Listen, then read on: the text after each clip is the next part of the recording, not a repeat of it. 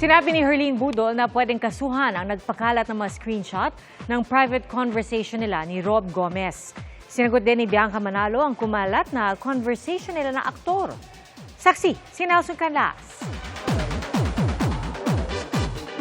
Sa isang post sa Facebook account ng aktor na si Rob Gomez nitong Miyerkules, lumabas ang screenshot ng ilan sa umano'y private conversation nila nang naging co-star niya sa magandang dilag na si Herlene Budol at Bianca Manalo. Agad namang binura ang post, pero ilang netizen ang nakakita at pumuna sa umano'y exchange of messages sa pagitan nila na tila nagpapahiwatig ng isang intimate na relasyon pero hindi pa malinaw kung totoo o edited.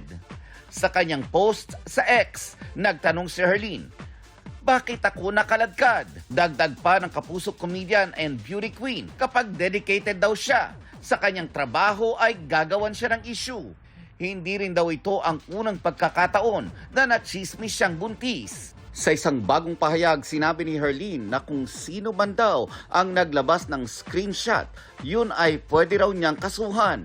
Sa kanya namang Instagram, sumagot si Miss Universe Philippines 2009 Bianca Manalo. Anya, false rumors daw ang mga ito. Friends and co-workers lang daw sila ni Rob. Sagot pa niya sa kumakalat umano nilang private conversation ni Rob. Maghahatid lang daw ng Christmas gift ang aktor na gusto niyang personal na tanggapin. Obvious daw na ang ilang parte ng kanilang usapan ay binura para maging malisyoso ang dating.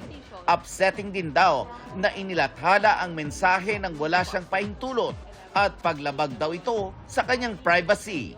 Nakakasakit daw ang mga pangyayari, di lang sa kanya kundi pati na rin sa kanyang mga mahal sa buhay. Sana daw ay matapos na ang kontrobersyang ito para ma-enjoy na niya ang bakasyon niya kasama ang kanyang pamilya.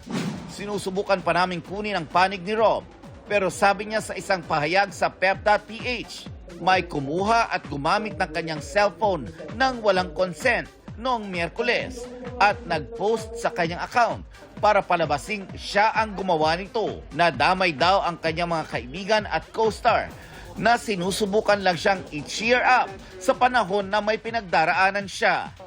Para sa GMA Integrated News, Nelson Canlas ang inyong saksi.